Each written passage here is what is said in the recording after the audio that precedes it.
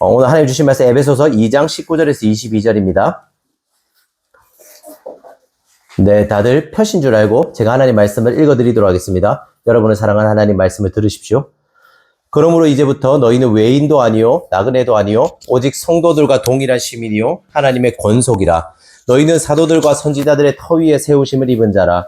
그리스도 예수께서 친히 모퉁이 돌이 되셨느니라. 그의 안에서 건물마다 서로 연결하여 주 안에서 성전이 되어가고 너희도 성령 안에서 하나님이 거하실 처소가 되기 위하여 그리스도 예수 안에서 함께 지어져 가느니라. 네.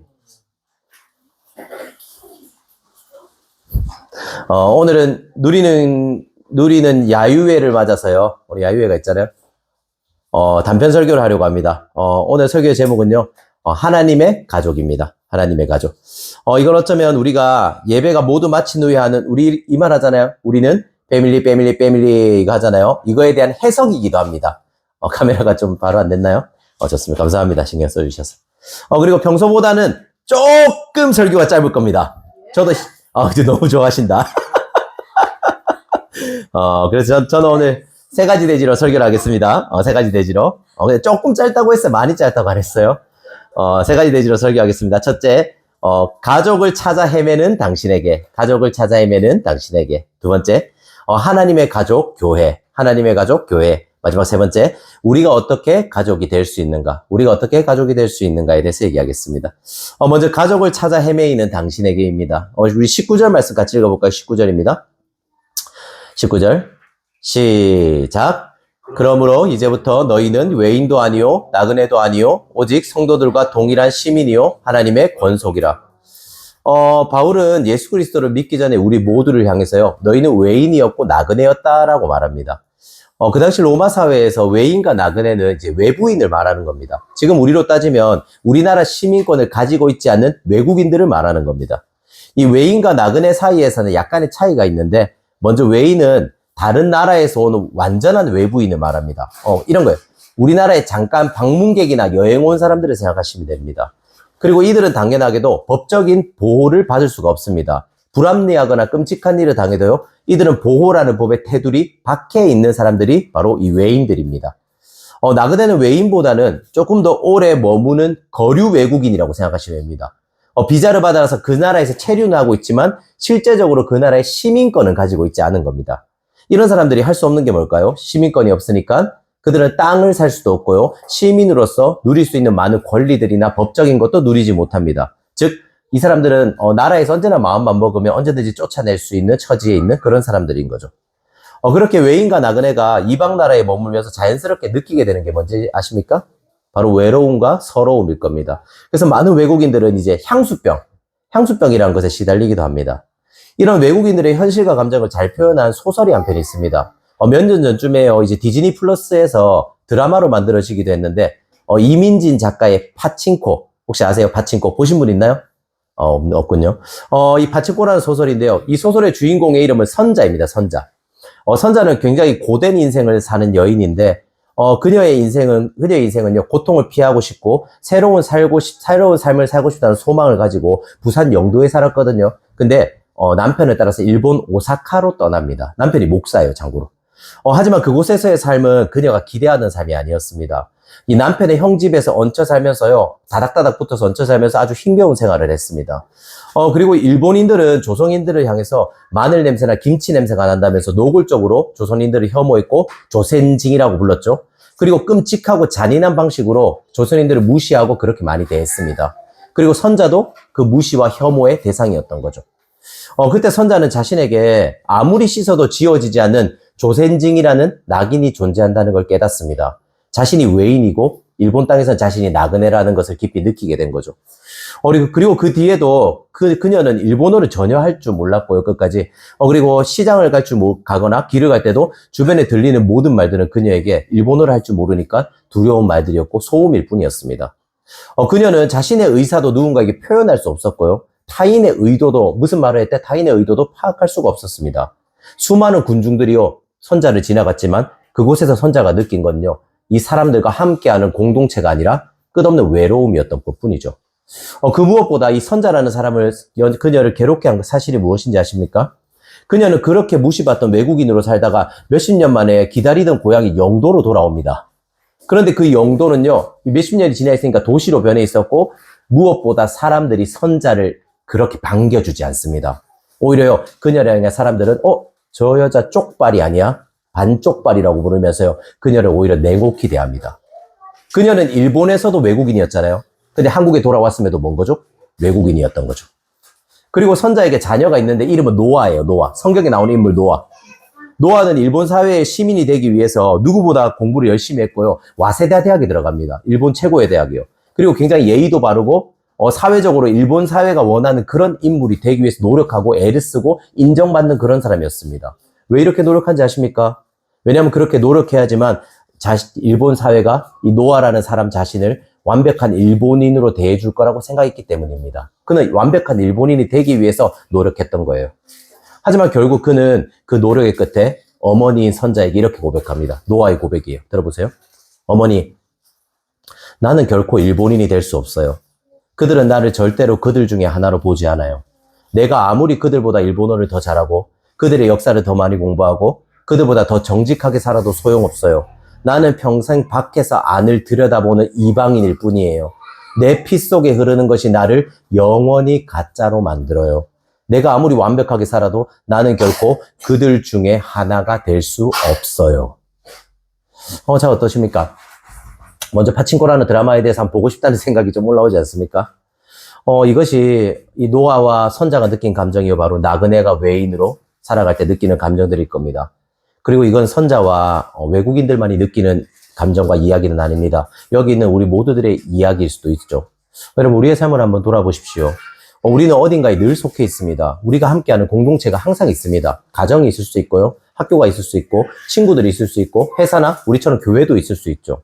그런데 종종 우리는 공동체 안에 있음에도요, 외롭고 서럽다는 느낌을 받을 때가 있습니다. 많은 사람을 만나고 많은 사람과 함께 하지만 그 속에서 왠지 나는 이들에게 속하지 않는 외국인, 나그네 같다는 느낌이 들 때가 있다는 겁니다. 이를 이해할 수 있게 제 얘기를 하나 해드리죠. 저는 이제 신대원저는 16학번입니다. 우상은 성도님도 저와 동기고 거기서 만난 인연들이 신대원부터 지금까지 이어지고 있습니다. 저는 16학번들에게요, 굉장히 많은 사랑을 받았습니다. 왜 그런지는 모르겠는데요. 그리고 저는 16학번가 있을 때 굉장히 깊은 온전한 소속감을 누렸습니다. 그런데 저는 1학기를 마치고 휴학을 했습니다. 공부가 떨어져서. 그리고 1년 뒤에 17학번과 함께 공부를 했고 또 한 번 휴학을 했고 결국 졸업은 18학번과 함께 하게 되었습니다. 그런데 참 재밌는 게 여러분도 아시겠지만 제가 관계를 엄청 못하고 그런 편은 아닙니다. 그렇다고 제가 낯을 가리거나 사람들을 싫어하는 것도 아니고요. 그런데 17학번과 18학번가 있을 때 저는 제가 관계를 굉장히 못하는 사람처럼 느꼈습니다. 처음으로요, 제가 인생에서 거의 처음으로 관계가 어렵고 관계가 고통스럽다라고 생각했습니다. 왜 그랬을까요? 제가 아무리 그들과 친해지려고 노력해도 그들과 친해질 수 없다고 느꼈기 때문입니다. 아무리 애를 써도 16학번에서 누렸던 공동체의 소속감을 저는 17학번과 18학번과 가질 수 없었던 거죠. 제가 왜 이런 공동체 소속감을 가지지 못했을까요? 저는 왜 그들과 친해지지 못했을까요? 신대원에 처음 입학을 하면 히브리어 헬라어라는 지옥 같은 관문, 계절학기라는 게 기다리고 있습니다. 이 계절학기는요, 히브리어 헬라어라는 두 과목을 1년 과정이거든요. 1년 과정의 수업을, 20주 과정의 수업을요, 4주 만에 끝냅니다. 그리고 이 과정을 통과 못하면 내년에 또 들어야 됩니다. 계절학기에 와서. 그리고 이 고통스러운 4주를 또 경험해야 되죠.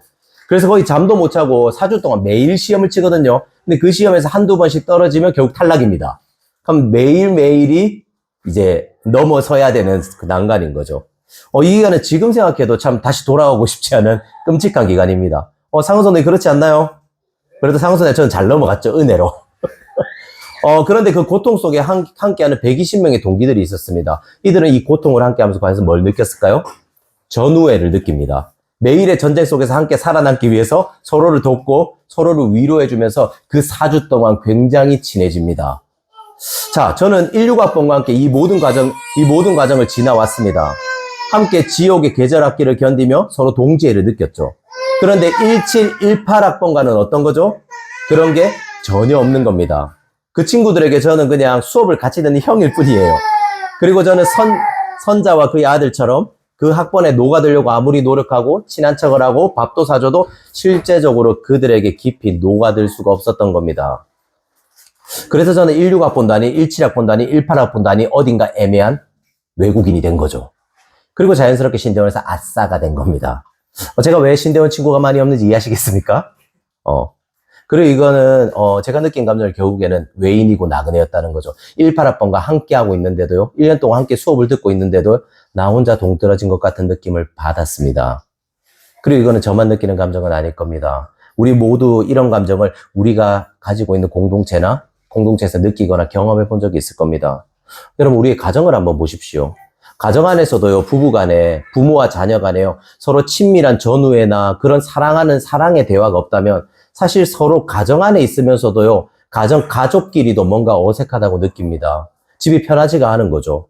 남편과 아내와 같이 있는 시간이, 부모와 자녀와 같이 있는 시간이 행복하고 알콩달콩한 게 아니라 왠지 모르게 어색한 겁니다. 여기도 그런 분도 있잖아요. 부모님과 아빠와 둘이 1대1로 있거나 할 때 어색한 거예요. 무슨 말 해야 될지 모르는 거죠. 그래서 자녀를 키우는 부모들은요, 이럴 때도 있습니다. 자녀들이 없잖아요. 그리고 아내와 남편이 둘이 남잖아요. 그럼 뭔가 어색함을 느끼기도 합니다. 이때 우리가 느끼는 감정이 뭐죠? 함께 있지만 혼자 있는 것처럼 느끼는 거죠. 함께 있지만 외로움을 갖는 겁니다. 그리고 직장에서도 마찬가지예요. 우리는 한 직장 안에서 한 목표를 가지고 일을 하고 있습니다. 그런데 그 안에서도 소외감과 외로움을 느낄 때가 있습니다. 언제 그런 걸 느낄까요? 이런 거예요. 나와 같이 입사한 동기가 있습니다. 그런데 나는 일을 못하는데 그 동기는 일을 잘하는 겁니다.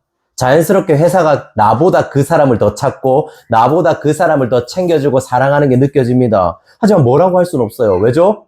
실제적으로 그 사람이 나보다 일을 더 잘하니까요. 그리고 자연스럽게 나는 회사에서 뭐처럼 느껴지는 거죠? 외국인처럼 느껴집니다. 외인처럼요. 일은 하고 있지만 그 사람보다 능력이 떨어지니까 언제 내쫓길지 모른다는 불안감을 가진 나그네처럼 느껴지는 거죠. 마지막으로 교회는 어떨까요? 교회 안에서도 우리는 외인이라는 감정을 느낍니다. 그거 아시나요? 교회는 죄인들의 모임입니다. 교회는 멋지고 잘나고 괜찮은 사람들의 모임이 아닙니다. 은혜를 받은 죄인들의 모임이죠. 그리고 죄인들의 자연스러운 특징이 교회에서도 나타나게 됩니다. 뭘까요? 사랑스러운 사람만 사랑한다는 겁니다. 교회를 좀 다니신 분들은 교회에 대해서 깊이 생각하고 떠올려 보십시오. 교회 안에서 사랑스럽지 않은 그 인간, 자기중심적이고 생각이 깊지 않고 분위기도 못 맞추고 게다가 예의까지 없는 그 사람을 저와 여러분 어떻게 대했나요? 정말 사랑하고 아껴줬나요? 아니요, 대부분 그렇지 않을 겁니다. 대부분 적당한 선을 두거나 어쩔 수 없이 그 사람을 대해줬을 겁니다. 그리고 이때 사랑스럽지 않은 사람이 느끼는 감정은 뭐였을까요? 교회에 왔는데 외로운 겁니다. 교회에 왔는데 나를 있는 그대로 받아들여주지 않는 겁니다. 분명히 교회는 하나님은 사랑이라고 말하는데 교회에 왔는데 아무도 나를 사랑해주지 않는다라고 느끼는 거죠. 그럼 이 사람은 교회에 왔음에도 뭘 느끼는 거죠? 내가 나그네고 외인이라고 느끼는 겁니다. 외로운 거죠. 이처럼 우리는 공동체 안에서 때로는 소속감을 가졌다가 어떨 때는 외인과 나그네처럼 느껴지기도 합니다. 이건 우리 모두가 경험한 일일 겁니다. 그렇다면 우리는 왜 나그네나 외인이라는 감정을 느낄까요? C.S. 루이스는 이에 대해서 이렇게 말합니다. 한번 들어보세요. 인간이 세상에서 느끼는 근원적인 나그네 의식은 역설적으로 우리가 이 세상을 위해 만들어진 존재가 아님을 증명한다. 이게 무슨 말일까요? 나그네인 우리는요, 진짜 고향, 나그네는 고향을 떠난 사람이잖아요. 진짜 고향을 찾기 전까지는 이 땅에서 어떤 좋은 조건이라도 어떤 좋은 환경이 있을지라도 결국 나그네와 같은 느낌과 외로움을 느낄 수밖에 없다고 말하는 겁니다. 즉, 우리는 이 땅의 모든 것을 가지고 온전한 소속감을 가지기 위해 태어난 존재가 아니라고 말하는 거예요. 그리고 이건 이런 말과 같습니다. 여러분이 속한 공동체에서 여러분이 소속감을 느끼지 못하고 외로움을 타고 있다면 그건 단순히 여러분만의 잘못은 아닙니다. 그리고 여러분의 죄 때문만도 아니에요. 그리고 여러분이 노력을 덜해서 그런 것도 아닙니다. 오히려 우리 안에 진짜 고향을 향한, 진짜 가족을 향한 갈망이 있기 때문입니다. 그게 세상에 어떤 걸로 채워지지 않는 거죠. 그리고 우리는 이 진짜 고향과 가족을 찾기 전까지는 계속해서 어디에 있든지 외롭고 서러운 나그네라는 감정을 알게 모르게 느낄지도 모릅니다. 그래서 바울은 말하는 거예요. 19절이죠. 그러므로 이제부터 너희는 외인도 아니요 나그네도 아니요 라고 말이죠. 두 번째 대지입니다. 두 번째 대지 하나님의 가족 교회입니다. 그렇다면 외인이고 나그네인 우리가 어떻게 진정한 소속감을 가질 수 있을까요? 바울은 19절부터 22절까지 우리가 가지게 될 소속감에 대해서 점진적으로 점점 크게 표현합니다. 우리 19절부터 21절 말씀 같이 한번 읽어볼까요? 19절부터 21절 말씀입니다. 시작. 그러므로 이제부터 너희는 외인도 아니요 나그네도 아니요 오직 성도들과 동일한 시민이요 하나님의 권속이라. 너희는 사도들과 선지자들의 토위에 세움을 받아 그리스도 예수께서 친히 모퉁이 돌이 되셨느니라. 그 안에서 건물마다 서로 연결하여 주 안에서 성전이 되어가고. 이제 바울은 의도적으로 세 가지 이미지를 사용합니다. 첫 번째 시민, 두 번째 하나님의 권속, 마지막으로 모퉁이 돌입니다. 먼저 바울은 우리가 더 이상 외로움을 느끼는 나그네와 외인이 아니라고 말합니다. 오히려 너희는 시민이라고 말합니다. 성경은 하나님의 통치가 있고 하나님을 따르는 백성이 있는 곳을 이렇게 표현합니다. 하나님 나라라고 표현합니다. 그리고 우리는 하나님 나라의 시민이자 백성이 되는 거죠. 생각해 보십시오. 시민이 어떤 존재인가요? 그 나라의 시민권을 가진 사람들입니다. 시민은 투표도 할 수, 투표권도 있고 나라가 만든 법의 보호도 받을 수 있습니다. 시민이 된다는 건 법적으로 공동체의 일원이 된다는 의미입니다. 당신은 더 이상 나그네와 외인이 아니라 시민, 즉 하나님 안에 머물 수 있는 권리와 자격을 가진 사람이란 걸 의미합니다. 법적인 자격이 우리에게 있는 겁니다. 그리고 우리가 하나님 나라 안에 있는 게 합법이라는 거죠. 아무도 너를 쫓아내지 못하고 무시하지 못하고 네가 하나님 나라 안에서 안전하다는 게 바로 하나님 나라의 시민이라는 것의 의미입니다. 더 나아가서 바울은 우리를 하나님의 권속이라고 말합니다. 이 권속이란 말 들어보셨나요? 이 권속은요, 피로 하나 된 가족을 말합니다. 그리고 가족은 시민보다 훨씬 더 깊은 관계라는 걸 모두 알고 계실 겁니다. 방금도 말씀드렸지만 시민은 법적으로 공동체의 일원이 된다는 걸 말합니다. 그런데 가족은요, 법을 넘어서 피로 하나가 되었습니다. 예를 들어서 한 나라에 왕이 있다고 생각해 보십시오. 시민은 왕에게 나아갈 권리를 어느 정도 가지고 있습니다. 하지만 어느 정도의 권리를 가지고 있을 뿐입니다. 그리고 왕에게 나아가더라도 개인적인 일로 나아갈 수 있을까요? 나의 마음이 좀 외로워요. 마음이 슬퍼요. 이런 일로 왕에게 나아갈 수 있습니까? 그런 일은 없습니다. 시민이 왕에게 나아가기 위해서는요, 법적인 일이 있을 때만 왕에게 나아갈 수 있습니다. 하지만 왕의 가족은 어떤가요? 시민보다 훨씬 더 큰 권리를 가지고 왕에게 나아갑니다. 시민은 왕궁 밖에서 왕을 섬기고 있지만 가족은 왕의 침실과 식탁까지도 들어갈 수 있는 그런 존재인 거죠. 바울이 왜 하나님의 권속, 우리가 외인을 넘어 시민을 넘어 가족이라고 말하는지 아십니까? 우리가 단순히 법적으로 하나님 안에 머물 수 있는 권리를 가진 정도가 아니라는 겁니다. 오히려 우리는 하나님의 식탁에 같이 앉아 있어서 그분과 함께 먹고 마시면서 그분을 누릴 수 있는 존재가 되었다는 의미죠. 그 식탁에 머물면서 하나님의 사랑을 받을 수 있는 존재가 되었다는 겁니다. 이런 의미에서 우리는 하나님이 가르쳐 주시는 교리에 대해서도 생각해 볼 필요가 있습니다. 저는 늘 여러분에게 칭의를 강조합니다. 그렇죠? 여러분, 칭의가 무엇인가요? 우리가 하나님과 의로운 관계를 맺을 수 있게 되었다는 의미입니다. 우리는 의인으로서요, 하나님 앞에 나아갈 수 있습니다. 하지만 조금 더 깊이 생각해 보십시오. 의인은 법적으로 하나님께 나아갈 수 있고 그분과 교제할 수 있습니다. 여기서 핵심은요, 법적이라는 겁니다. 이해하시겠어요? 시민과 비슷한 거예요. 법적으로 우리는 하나님께 나아갈 수 있습니다. 의인의 자격이죠. 하지만 성경은 우리가 칭의를 받았다 해서 끝내지 않습니다. 오히려 어디까지 나아가는지 아십니까? 갈라디아서 4장 5절에서 7절이거든요. 들어보세요. 율법 아래에 있는 자들을 속량하시고 우리로 아들의 명분을 얻게 하려 하심이라. 너희가 아들이므로 하나님이 그 아들의 영을 우리 마음 가운데 보내사 아빠 아버지라 부르게 하셨느니라. 그러므로 네가 이후로는 종이 아니요 아들이니 아들이면 하나님으로 말미암아 유업을 받을 자니라. 성경은 말하는 겁니다. 맞다. 너는 법적으로 내 시민이다. 너는 내 안에서 안전한 사람이 맞다. 하지만 너와 나의 관계는 그 정도에서 끝나지 않는다. 너는 나에게 더 깊이 다가올 수 있단다. 왜냐하면 너는 나의 자녀이고 나의 가족이기 때문이다. 너는 내 밥상에서 밥을 먹을 수 있고 내 침실에 들어올 수 있으며 언제든지 나를 만나고 나를 반기고 나를 누릴 수 있는 나의 가족이라고 말하는 거죠. 마지막으로 모퉁이 돌입니다. 시민하고 가족까지는 이해하는데 갑자기 이제 모퉁이 돌이라는 게 조금 뜬금없어 보입니다. 여러분, 가족이라는 개념을 한번 떠올려 보십시오. 가족은 우리를 기분 좋게 하고 가족이라는 생각만으로 우리는 안정감을 누립니다. 하지만 진짜 그럴까요? 진짜 우리가 가족을 생각하는 것만으로 안정감이 들고 행복합니까? 우리가 속해 있고 우리 주변에 있는 많은 가정들을 보십시오. 때로는 가족이라는 이름으로 더 많은 상처를 주는 경우가 있지 않습니까? 남이었으면 오히려 안 섭섭했을 텐데 가족이기 때문에 섭섭합니다. 남이었으면 사실 신경도 깊이 안 썼을 건데 가족이니까 신경 쓰다 보니까 화가 나고 분노하기도 합니다. 이처럼 가족이라는 관계는 결국 우리의 감정과 태도에 의해서 어긋날 때가 많습니다. 여러분 경험하신 적이 있을 거예요. 가족이 늘 안정감을 주고 좋은 존재는 아니라는 거죠. 때로는 가족 안에 있으면서도 불안하고 가족 때문에 두려운 경우도 많습니다. 그렇지 않습니까?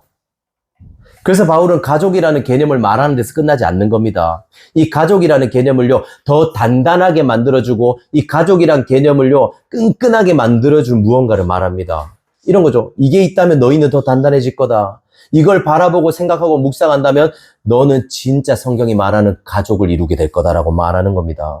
그게 뭘까요? 이 가족을 더 끈끈하게 만들어주는 게 뭐죠? 바로 모퉁이 돌입니다. 이 모퉁이 돌은 이런 거예요. 제가 건축을 전공한 게 아니라서 이제 잘 설명을 못 하겠네요, 사실. 이 건물을 지을 때 먼저 이제 집안을 평평히 닦습니다. 그렇죠? 집안을 평평히 닦고, 그리고 가장 크고 단단하고 이 잘 다져진 돌 하나를 가져다가 이제 골라서 이제 구석에 놓습니다. 그리고 이 돌은, 이게 모퉁이 돌이거든요. 이 돌은 이제 건물을 높이 지을 때나 수평과 수직을 맞춰주는 역할을 한다고 하더라고요. 이 돌들이 그리고 서로, 왜냐면 과거에는요, 로마 시대 때는 돌 위에 돌로 집을 짓잖아요. 그럼 이 돌을 바탕으로 그 위에 계속 돌을 쌓아가는 거예요. 그럼 결국에는 이 돌은 뭔가 하면 이 모퉁이 돌을 통해서 다른 돌은 더 단단해지고 더 예쁘게 더 단단하게 쌓아지는 거죠. 이게 모퉁이 돌입니다. 만약에 이 모퉁이 돌에 문제가 있다면 건물은 제대로 지어지지도 않을 뿐더러요. 짓고 나서도요. 기울어지기 때문에 언제 무너질지도 모르는 상황입니다. 모퉁이 돌이요. 모든 건물이 지탱해주는 역할을 하는 거죠. 이처럼 모퉁이 돌은 건물에 있어서 가장 중요한 요소입니다. 그리고 바울은 가족이라는 건물을 짓기 위해서 가족 안에서 관계를 잘 쌓고 우리 가족이 무너지지 않기 위해서 모퉁이 돌이 필요하다고 말하는 겁니다. 그리고 바울은 이 모퉁이 돌을 예수 그리스도라고 말합니다. 보십시오. 가족끼리 서로 안전하다는 걸 어디서 느낄 수 있을까요? 서로의 관계를 통해서 느낍니다. 그런데 가족 중에 한 사람이 심리적으로나 정서적으로 불안하다고 생각해 보십시오. 그때 온 가족은 흔들리게 됩니다. 여러분 그거 아십니까? 치매 환자 한 명이 있는 가족은요. 그 가족 전체가 쉽게 무너지는 걸 볼 수 있습니다. 그리고 정신병에 걸린 우울증이나 예를 들어서 뭐 분노조절 장애 이런 정신병에 걸린 가족이 한 명 있잖아요. 그 가족 전체는 쉽게 무너지는 경우로 많이 봅니다. 즉 가족끼리 서로의 관계 안에서 초점을 맞추게 될 때 난 너만 볼 거야. 난 내 남편만 볼 거야. 난 내 자녀만 볼 거야. 난 우리 부모만 볼 거야 하게 될 때요. 그 가족은 언제 흔들려도 이상하지 않습니다. 왜냐하면 인간은 늘 흔들리는 죄인이기 때문입니다. 하지만 그 가족의 관계의 기준이요. 바로 모퉁이 돌이 되는 겁니다. 그 가족은 서로를 의지하는 것이 아니라 모퉁이 돌 대신 예수님을 의지합니다. 그때 가족 안에서의 관계가요. 어떤 식으로 재정렬되는지 아십니까? 서로를 우상으로 섬기지 않습니다. 서로를 향해 기대함으로써 서로를 망가뜨리지 않습니다. 생각해 보세요. 우리가 왜 가족 안에서 고통스럽고 힘든 경우를 경험하나요? 서로가 서로에게 너무 많은 것들을 기대하기 때문입니다. 서로가 서로에게 너무 많은 것들을 의지하기 때문입니다. 모퉁이 돌이 하지만요, 모퉁이 돌이 우리의 가족의 모든 무게를 지탱한다는 걸 알 때요, 모퉁이 돌에게 우리 가족을 모든 기준을 삼을 때요, 우리는 서로에게 짐을 주지 않습니다. 오히려 모퉁이 돌에다가 그 짐을 맡깁니다. 그리고 우리는 가볍게 되어서 그저 사랑으로 서로를 섬길 수 있게 되는 거죠. 그리고 이런 것도 생각해 보십시오. 가족들이 왜 서로 싸울까요? 부부가 왜 싸울까요? 자신의 마음속에 있는 기준을 서로에게 제시하기 때문입니다. 서로가 내 기준에 가족을 끼워 맞추려고 합니다. 그렇지 않나요? 부모는 자식을 자신의 기준에 끼워 맞추려고 합니다. 너는 이렇게 살아야 돼. 너는 이렇게 해야 돼. 네가 착한 아이고 네가 좋은 아이가 되려면 너는 이렇게 해야 된다는 기준에 끼워 맞추고요. 끼워 맞춰지지 않을 때 우리는 어떻게 하죠? 분노하거나 화를 냅니다. 그리고 남편은 아내를 자신의 기준에 끼워 맞추려고 합니다. 여보, 난 이런 사람이니까 당신이 나한테 맞추세요. 여보, 집안 살림은 이렇게 하는 게 아니죠. 당신은 왜 맨날 어지르기만 하나요? 라고 말하는 거죠. 그리고 이렇게 계속해서 상대방을 나에게 끼워 맞추려고 할 때 어떤 일이 생기죠? 싸우게 됩니다. 분열이 일어나는 거죠. 서로를 의지할 때, 서로를 기대게 될 때, 서로에게 기준을 맞추고 결국 무너지게 되는 겁니다. 하지만 모퉁이 돌이 우리 가족의 기준이 된다고 생각해 보십시오. 예수 그리스도라는 명확한 기준이 있는 겁니다. 그리고 예수 그리스도라는 기준 앞에서요, 모든 가족들이 느끼는 건 뭔지 아십니까? 내가 죄인이라는 걸 느낍니다. 그리고 가족 서로에게요, 그 어느 누구도 내 기준이 옳다라고 말하지 않게 됩니다. 내가 죄인이니까요. 그렇게 모든 가족이요, 그리스도라는 기준을 향해서 달려가게 됩니다. 이때 어떤 일이 일어나는지 아십니까? 이전에는 이 사람이 내 기준에 맞지 않는 나의 적이었습니다. 그렇잖아요. 이런 거죠. 이전에 이 사람은요, 내 통제를 따르지 않고 나를 배려해주지 않는 남편이죠. 남편의 뜻이 아십니까? 남의 편. 내 편이 아니라는 거예요. 남의 편이었습니다. 하지만 함께 그리스도라는 기준으로 나아갈 때 가족들은 남의 편이 아니라 적이 아니게 됩니다. 그럼 뭐가 될까요? 나의 동료가 됩니다. 내 동료가 되어라. 무슨 말인지 아시겠습니까? 죄인 두 사람이 하나의 목표를 바라보고 나아가게 될 때 두 사람은 서로 동질감을 느낍니다. 너도 죄인이야? 나도 죄인인데. 그리고 서로를 의지하게 됩니다. 왜냐하면 같은 죄인끼리 서로가 더 나은 게 없다는 걸 알기 때문입니다. 그리고 그 둘은 더 이상 상대방에게 자신의 기준을 제시하지 않습니다. 죄인의 기준을 제시하지 않는다고요. 오히려 예수 그리스도라는 기준만을 바라보며 죄인들은 서로 손을 잡고 예수 그리스도를 향해 나아갈 수 있게 됩니다. 서로 저에게 진짜 가족이 되어주는 거예요. 이것이 성경이 말하는 모퉁이 돌이신 예수 그리스도를 바라볼 때 일어나는 일입니다. 단순히 가족끼리 분위기가 좋다고 모든 것이 해결되는 게 아닙니다. 결국 감정이 켜트러질 때 무너질 겁니다. 하지만 모퉁이 돌 대신 예수를 바라볼 때 가족은 더 온전해지고 더 단단한 건물이 됩니다. 그리고 이런 의미에서 우리는 우리 교회를 바라볼 필요가 있습니다. 교회 안에는 참 다양한 사람이 있습니다. 그리고 다양한 사람들은 우리를 행복하게 만들기도 하지만 우리를 괴롭게 만들기도 합니다. 갈등과 이해할수의 연속이 계속 일어나는 거죠. 그리고 우리 교회가 하나님이 허락하셔서 예를 들어서 더 성장하게 되잖아요. 그럼 여러분 더 많은 다양한 사람들이 올 겁니다. 우리가 생각하는 나랑 맞는 사람도 올지 모릅니다. 하지만 반대로 나랑 맞지 않고 이상한 그 인간들도 올지도 모릅니다. 어떻게 저런 인간이 교회로 왔지? 이런 인간들이 올지 모릅니다.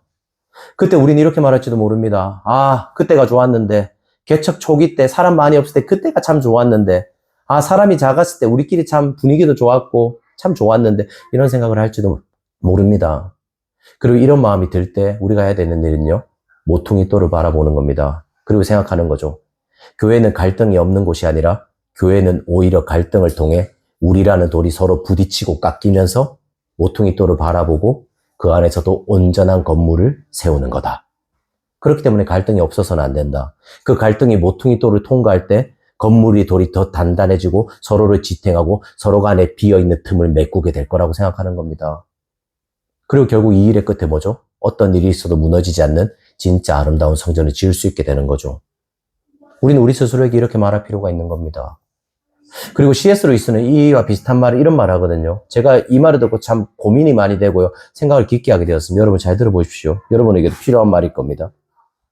만약 당신이 상처받는 것이 두려워 자신의 마음을 누구에게도 주지 않고 거리를 둔다면 우리의 마음은 절대 깨어지지 않겠지만 결국 꿰뚫을 수도 없고 구제할 수도 없는 단단한 마음이 된다. 다시 한번 읽어드릴게요. 들어보세요. 만약 당신이 상처받는 것이 두려워서 자신의 마음을 누구에게도 주지 않고 그 사람에게 거리를 둔다면 우리의 마음은 절대 깨어지지는 않겠지만 결국 꿰뚫을 수도 없고 구제할 수도 없는 단단한 마음이 된다. 무슨 말인지 이해하시겠습니까? 쉽게 말하면 우리가 상처받지 않기 위해서요. 누군가에게 계속해서 선을 긋고 거리를 둡니다. 우리는. 이때 우리는 상처받지는 않을 겁니다. 나를 보호할 수는 있을 겁니다. 하지만 그 어느 누구도 마음에 들어올 수 없는 냉동고가 될 겁니다. 제가 왜 냉동고라고 표현하는지 아십니까, 여러분? 얼음이요, 냉동고. 냉동고에 있는 음식을 넣으면요, 냉동고에 있으면 음식은 꽁꽁 울어서 부패하지 않습니다. 유통기한이 지나도 썩지 않죠. 하지만 그 냉동고에서는요, 그 어떤 생명도 자라나지 못합니다. 여러분의 마음을 냉동고로 만들잖아요. 여러분은 상처 입지는 않을 겁니다. 하지만 여러분 안에서 그 어떤 사랑도, 그 어떤 기쁨도, 그 어떤 소망도 자라나진 않을 겁니다. 냉동고에서 생명은 자라날 수 없으니까요. 결국 성경은 이렇게 말하는 겁니다. 교회 안에서 아무 일이 없는 게 좋은 게 아니다. 교회 안에서 서로 행복하고 편안하고 안전하기만 하다고 해서 좋은 게 아니다. 오히려 우리가 진짜 자신을 드러낼 때, 우리 안에 있는 진짜 추악한 죄를 드러나게 될 때 서로 부딪히고 갈등하고 고통스러워할 거다.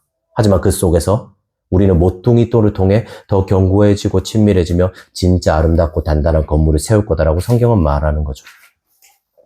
그래서 21절에 이렇게 표현하는 거예요. 그의 안에서 건물마다 서로 연결하여 주 안에서 성전이 되어가고, 들어보세요. 많이 들어봤을 거예요. 너희도 성령 안에서 하나님이 거하실 처소가 되기 위하여 그리스도 예수 안에서 함께 지어져 가느니라. 찬양 많이 들어봤죠? 함께 지어져 가네. 이 구절입니다. 가족이 어떻게 세상에서 가장 안전한 장소가 될 수 있고 어떻게 세상에서 가장 따뜻한 사랑이 있는 곳이 될 수 있나요? 모퉁이 돌이 있기 때문입니다. 그리고 그 모퉁이 돌 위에 함께 지어져 가는 겁니다. 이것이 성경이 말하는 가족이고 성경이 말하는 교회입니다. 그래서 제가 늘 말하는 당신은 나의 패밀리 이건요, 단순히 웃자고 하는 말일 수도 있지만 어쩌면요, 그리스도라는 모퉁이 돌을 위에 우리가 함께 지어져 간다는 깊은 의미를 담고 있는 말이기도 합니다. 그냥 농담으로 하는 말이 아니에요, 제가. 그러니 여러분 그 말을 하는 걸 부끄러워하지 말고 두려워하지 마십시오. 이것이 하나님의 가족인 교회이기 때문입니다. 마지막 대지입니다. 그렇다면 우리가 어떻게 가족이 될 수 있을까요? 지금까지 설교를 들으면서 우리는 자연스럽게 내가 하나님의 가족이 되었다는 사실을 받아들일지 모릅니다. 이건 아주 좋은 거예요. 여러분이 잘하고 있다는 말입니다. 하지만 동시에 우리는 이런 고민도 할 필요가 있습니다.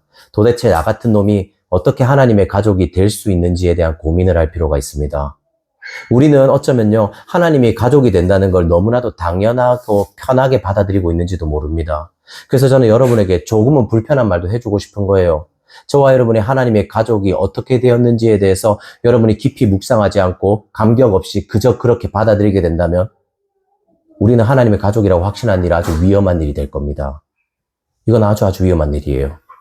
하나님의 은혜를 당연하게 받아들이는 것은요, 많은 학자들은 말합니다. 영적 침체로 가는 지름길이라고요. 그런 의미에서 여러분 안에서요, 하나님의 은혜를 당연하게 받아들이는 일을 해서는 안 되는 거죠. 이게 당연하다고 생각해서는 안 됩니다. 그리고 우리 가운데 분명히 이런 분들도 있을 겁니다. 그냥 당연히 자연스럽게 내가 하나님의 가족이 되었다고 생각하는 거예요.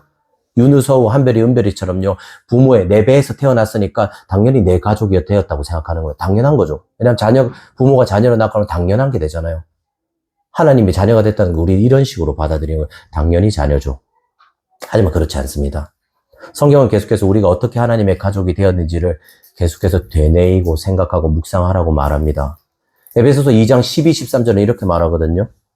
그때에는 너희는 그리스도 밖에 있었고 이스라엘 나라 밖의 사람이라 약속의 언약들에 대해서는 외인이요 세상에서는 소망이 없는 자이더니 이제는 전에 멀리 있던 너희가 그리스도 예수 안에서 그리스도의 피로 가까워졌느니라.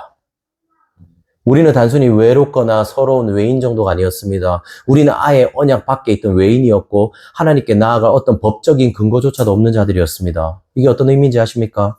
성경은 이렇게 말해요. 우리가 마귀의 자녀였다고요. 마귀의 자녀요. 그리고 마귀의 자녀가 결국 갈 곳은 어디죠? 저 바깥 어두운 곳이라고 말합니다. 바로 외로움과 서러움이 영원히 끝나지 않는 지옥이요. 이건 제가 여러분에게 겁주려고 하는 말이 아닙니다. 오히려 성경에서 말하는 바죠. 너희는 마귀의 자녀였고 너희가 갈 곳은 지옥이었다라고 말하는 겁니다. 그리고 성경은 너희가 이런 존재였다는 걸 절대 잊어버려서는 안 된다라고 말합니다. 네가 원래부터 하나님의 자녀가 아니었다는 거예요. 자, 그럼 물어보죠. 이런 우리가 어떻게 하나님의 가족이 될 수 있을까요? 마귀의 자녀였던 우리가 어떻게 하나님의 자녀로 받아들여질 수 있는 거죠? 바로 예수 그리스도 때문입니다. 여러분, 시편에 이런 말씀이 있다는 걸 아십니까? 시편 118편 22절이거든요. 건축자가 버린 돌이 집 모퉁이의 머릿돌이 되었나니. 건축자들은 자신의 설계도를 가지고 있었습니다. 그리고 거기에 맞는 돌들을 고릅니다. 자기의 건축에 맞게끔. 그리고 특별히 모퉁이 돌처럼 중요한 돌을 아주 신중하게 고릅니다. 그러다 보니 당연히 안 선택되고 버려지는 돌들이 있었습니다. 건축가의 기준에 맞지 않고 쓸모없고 별로인 돌들이었죠. 그리고 예수 그리스도가 바로 그 버려진 돌이었습니다. 사람들은 자신의 인생의 설계도가 있습니다. 우리 모두 마찬가지죠. 그런 우리에게요, 예수 그리스도는요, 하나님의 설계도를 내미는 겁니다. 내 설계도가 있는데요. 이때 사람들은 당연히 어떻게 반응할까요? 그리스도가 내민 설계도를 버립니다. 자신의 설계도에 맞지 않는 예수 그리스도를 버리는 겁니다. 그렇게 그리스도는 사람들에게 버려지는 돌이 됩니다. 여러분, 그리스도의 삶을 생각해 보십시오. 그분이 태어났을 때 어떤 일이 일어났는지 아십니까? 신이신 하나님이 한 여자의 뱃속에 잉태되었고 10달이 되어서 출산할 때가 이릅니다. 그리고 그의 부모들은 예수 그리스도를 낳을 집을 찾아서 헤매입니다. 여기서 포인트는 헤맨다는 거예요. 아이를 낳을 집이 없어서 예수의 부모들은 집을 찾아 헤매입니다. 보이십니까? 신의 아들이 태어나고 있습니다. 그럼 세상이 그를 어떻게 맞이해야 되죠? 가장 좋은 집에서, 가장 안전하고 깨끗한 환경에서 그 당시 최고의 산파들, 산후도우미를 동원해서 그를 낳았어야 됐을 겁니다. 그런데 그리스도는 어떠했다고 말합니까? 그가 태어날 집이 없었다고 말합니다. 예수 그리스도는 철저한 나그네였고 철저한 외인이었습니다. 그렇게 세상이 가장 낮은 곳인 말구유, 말이 밥을 먹는 그 더러운 그릇에서 예수 그리스도는 태어나십니다. 그리고 그분은 자신의 삶에 대해서 이렇게 말하거든요. 마태복음 8장 20절에서 예수께서 이르시되 여우도 굴이 있고 공중에 새도 거처가 있으되 인자는 머리 둘 곳이 없다 하시더라. 이게 무슨 말일까요? 예수 그리스도의 삶은 머리 둘 곳이 없는 삶이었습니다. 즉 편안히 쉬고 누울 집이 없으셨습니다. 이 세상을 지으신 분이요 이 땅에서 단 한 번도 편안히 쉬지 못했습니다. 최근에 지하도 기도 제목을 내잖아요. 쉼을 가지고 싶다고. 하지만 예수 그리스도는 이 땅에서 단 한 번도 쉼을 가지지 못하셨습니다. 그분은 이 땅에 오셔서요 단 한 번도 주인임에도 주인 행세를 하지 않았습니다. 그분은 철저히 나그네이자 외인이었던 거죠. 그리고 마지막으로 마가복음 1장에 보면 한 나병 환자가 나옵니다. 이 나병 환자는 뭔가 하면요 문둥병 아세요? 뼈 막 살이 뭉개지는, 막 팔이 떨어지고 뼈가 그래 되는. 나병 환자는 사람들과 접촉할 수 없었습니다. 그래서 그들은 가족들과 다른 사람이 닿을 수 없는 바깥에서요 사람들로부터 격리돼서 외인의 삶을 살았습니다. 그는 고통스러웠습니다. 이 나병 환자는 육체적인 고통도 있었지만 실제로 지독한 외로움이라는 고통이 있었습니다. 그의 삶은 지옥이었던 거죠. 그리고 예수 그리스도는 그 사람의 나병을 고쳐줍니다. 그리고 그에게 이렇게 말합니다. 제사장에게 가서 네 몸을 보이라. 왜 예수님은 제사장에게 가서 네 몸을 보이라고 했을까요? 바로 제사장에게 가서 네가 나았다는 걸 보여주고 너를 다시 마을 안으로 받아주라고 말한 겁니다. 나병이 다 나았으니까요. 사람들에게 소외받고 버림받는 외인이자 나그네의 삶을 살던 그 나병 환자를요 예수님은 다시 마을 안으로 들어갈 수 있게 해준 겁니다. 그리고 마가복음 1장의 마지막은 이렇게 말하죠. 마가복음 1장 45절입니다. 그러나 그 사람이 나가서 이 일을 많이 전파하여 널리 퍼지게 하니 그 나병 환자가 나은 것을 많이 전파했다는 거예요. 하지 말라 했는데. 그러므로 예수께서 다시는 드러나게 동네에 들어가지 못하시고 오직 바깥 한적한 곳에 계셨으나 사방에서 사람들이 그에게로 나아오더라. 나병 환자는 기적적으로 치유되었고요. 다시 마을로 들어갑니다. 하지만 예수 그리스도는 어디로 갔다고 말하죠? 오직 바깥 한적한 곳에 계셨다라고 말합니다. 여기서 바깥 한적한 곳이 우리가 생각하기엔 되게 휴양지처럼 여유로운 곳으로 보이지 않습니까? 하지만 원어로 해석해보면 그렇지 않습니다. 이 바깥 한적한 곳은요, 사람이 버려진 곳, 사람이 살지 않는 곳, 즉 사회적으로 죽음을 경험하는 곳을 말합니다. 모든 사람이 주목하지 않고 버림받는 그곳을 바깥 한적한 곳이라고 말합니다. 예수 그리스도가 나병 환자를 살리기 위해서 어떤 일을 한 거죠? 위치를 바꾼 거예요. 그렇게 바깥에 있던 나병 환자는 안으로 들어가고요. 안에 계신 예수 그리스도는 어떻게 하죠? 마을 안에 계셨던 예수님을 바깥 한적한 곳으로 가십니다. 예수님은 스스로 외인이 되신 겁니다. 스스로 죽음의 길을 가신 거죠. 그리고 마지막 십자가에서 예수님이 어떻게 하시나요? 엘리 엘리 라마 사박다니 나의 하나님 어찌하여 나를 버리셨나이까? 하나님의 아들이 성부 하나님께 바깥으로 쫓겨납니다. 버림받습니다. 하나님이요. 안에 계신 그리스도가 하나님께 버림받고 바깥으로 쫓겨나는 거죠. 그리고 하나님의 임재를 느낄 수 없는 지옥을 예수 그리스도는 경험하게 됩니다. 마귀의 자녀가 받아야 했던 합당한 벌을 예수님이 대신 받으신 겁니다. 하지만 그분이 바깥으로 나가심으로요. 그분이 아버지에게 버림받으심으로요. 죄인인 우리는 어떻게 될 수 있죠? 하나님의 가족이 될 수 있게 된 겁니다. 우리는 안으로 들어가고 그분은 바깥으로. 그분이 우리와 자리를 바꾼 거예요. 이것이 우리를 위해서 그리스도가 행하신 일입니다. 그리고 우리는 이걸 복음이라고 부르죠. 하나님의 아들이 우리를 위해서 버리셨습니다. 우리와 자리를 바꾸기 위해서요. 사람뿐 아니라 성부 하나님께도 버림받으셨습니다. 하지만 그분은 이걸 통해서요. 우리의 모퉁이 돌이 되셨습니다. 세상에서 버려진 그분은 놀랍게도 우리에게 가장 완벽하고 소중한 모퉁이 돌이 되셨습니다. 그리고 이 모퉁이 돌이 우리에게 어떤 일을 하게 만들죠? 우리를 진짜 가족이 되게 만듭니다. 서로 무너지고 갈라지는 것이 아니라 서로 하나 되고 견고하게 온전한 건물이 되게 만듭니다. 여러분, 우리 서로를 한번 바라볼까요? 옆에 사람 한번 보십시오. 성경은 말합니다. 우리가 가족이라고요. 하지만 동시에 우리는 서로 다르기도 합니다. 가족임에도 다르다면 싸울 수밖에 없고 부담스러울 수밖에 없을 겁니다. 그리고 누군가는 자연스럽게 소외되고 외로움을 느낄지도 모릅니다.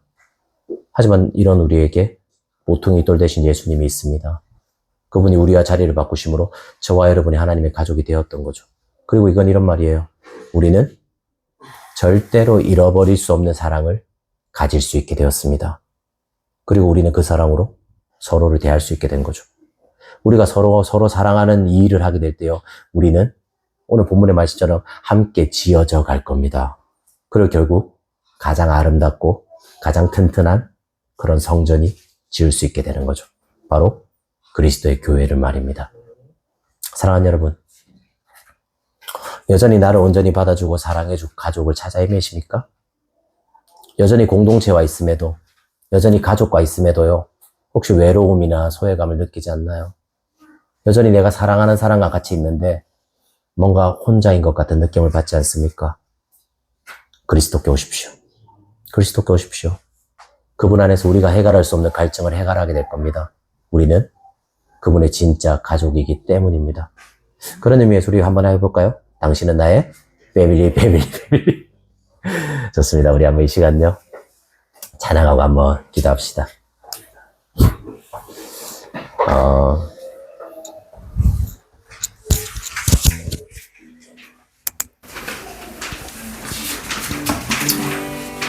우리 함께 지어져가니라는 찬양일 겁니다. 하나님 우리를요, 예수 그리스도를 통해 가족으로 부르셨습니다. 실제적으로 여기 안에는요, 혈연으로 가족도 있을 겁니다. 근데 여러분 알잖아요. 우리가 얼마나 가족끼리 지지고 볶고 싸우는지, 얼마나 부부끼리 지지고 볶고 싸우는지 우리 알잖아요. 하지만 그 가운데서 우리가 소망할 수 있는 이유는요, 모퉁이 돌이 있기 때문입니다. 우리 안에 예수 그리스도라는 모퉁이 돌이 있기 때문에, 기준이 있기 때문에 우리는 싸워도 다시 화해할 수 있습니다. 그렇게 점점 우리는 잘하는 거예요. 그렇게 건물을 만드는 거죠. 안 싸우는 게 다가 아닙니다. 안 싸우면 좋죠. 하지만 싸우는 과정에서도 바로 예수 그리스도를 기억하는 거죠. 이게 진짜 가족의 특징입니다. 우리 한번 이 찬양하면서요, 우리 함께 지어져가는 이 찬양하면서, 하나님, 여기 우리 누리는 교회의 가족이, 그리고 실제적으로 우리 혈연의 가족이 정말 예수 그리스도라는 모퉁이 돌 안에서 함께 지어져가고 주가 거하실 성전이 되기 원한다라고요.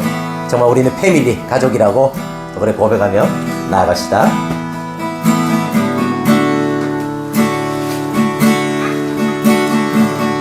우리는 하나님의 자녀,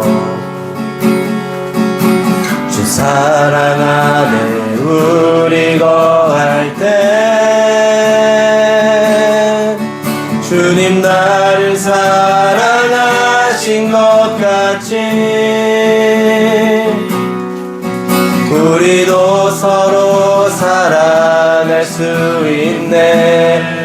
우리는 주의 몸된 교회, 우리는 주의 몸된 교회. 모든 지체가 하나 될 때 예수님의 마음을 닮아가며 고통과 즐거움 함께 나누네. 하나님 안에서 우리 서로 이어져 주가 거하실 성전이 되네. 모퉁이 돌 대신 예수와 하나 되게 하신 성령 안에 함께 지어져가네. 우리 다시 한번 처음부터 찬양할까요? 우리는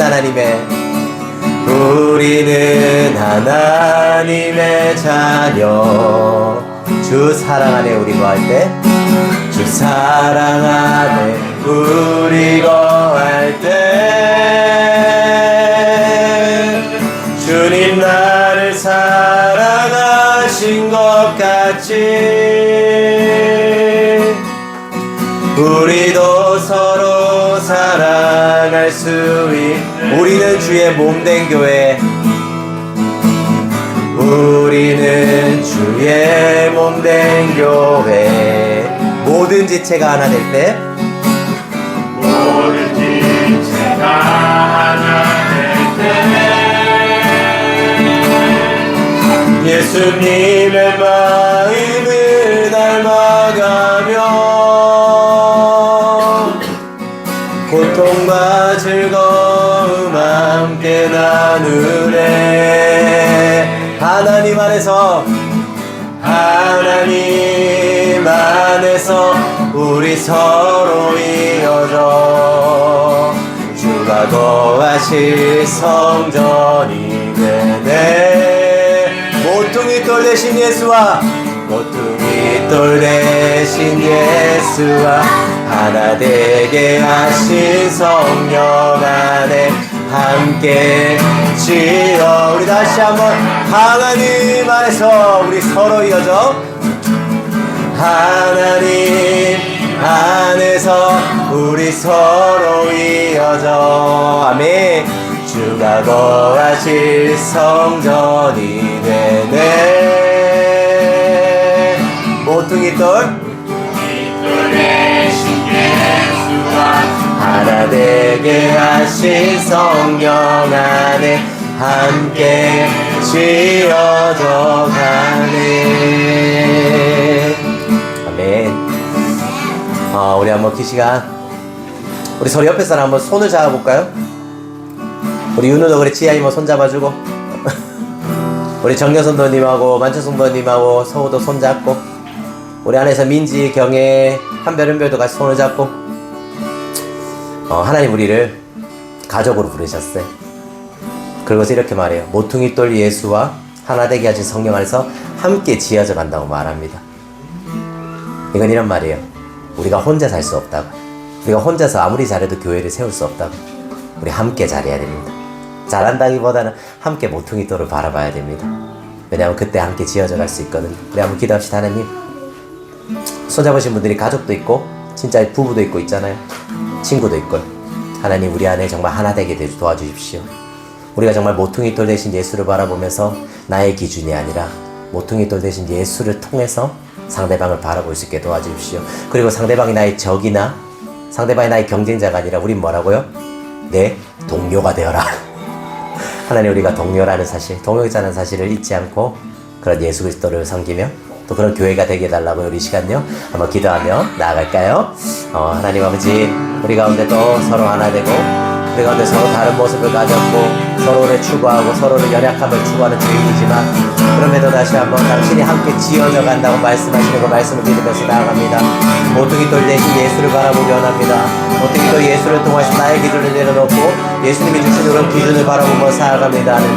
하나님 우리가 정말 성령 안에서 하나 되기 원합니다. 정말 모퉁이 돌 대신 예수를 바라보면서 우리의 삶이 정말 함께 지어져 가기 원합니다. 하나님 안에서 우리 서로 이어질 것을 믿습니다. 하나님의 사랑 안에서 우리가 하나 될 걸 믿으면서 나아갑니다. 우리를 위해서 외인이 되신 우리를 위해서 바깥으로 나가신 예수 그리스도로 우리는 가족이 되었습니다. 우리는 그냥 우리의 능력과 우리의 어떠함으로 가족이 된 것이 아닙니다. 오직 예수 그리스도의 능력과 예수 그리스도 하나 되심으로 가족이 되었습니다. 하나님 우리가 이 사실을 잊지 않을 수 있게 도와주시옵고 하나님의 더 사랑하며 하나님을 누릴 수 있는 우리가 될 수 있게 도와주십시오. 이 가운데 이 말씀 하나님을 찬양합니다. 우리를 함께하게 하신 하나님을 경배하면서 나아갑니다. 하나님 아버지 감사합니다. 우리가 맞잡은 이 두 손을 잊지 않을 수 있게 도와주십시오. 우리는 서로 다릅니다. 그리고 우리는 서로 죄인이기 때문에 서로의 것을 주장할지도 모릅니다. 하지만 그때마다 우리가 모퉁이 돌이 생각날 수 있게 도와주십시오. 그리고 그 모퉁이 돌 위에 우리가 함께 지어져 간다는 사실도 함께 기억하며 그렇게 교회를 세워나갈 수 있는 은혜를 허락하여 주십시오. 이 모든 말씀 예수님의 이름으로 기도드렸습니다. 아멘. 이제는 주 예수 그리스도의 은혜와 하나님 아버지의 값없는 사랑과 성령님의 감화감동과 교통하심이 이곳에서 우리를 위해 외인이 되신 우리를 안으로 들이기 위해서 가족을 만들기 위해서 외인이 되신 예수 그리스도를 바라보며 그 예수 그리스도라는 모퉁이 돌 위에 함께 지어져 가길 원하는 누리는 교회 성도 머리 위에 이제부터 영원히 함께 있을지어다. 아멘.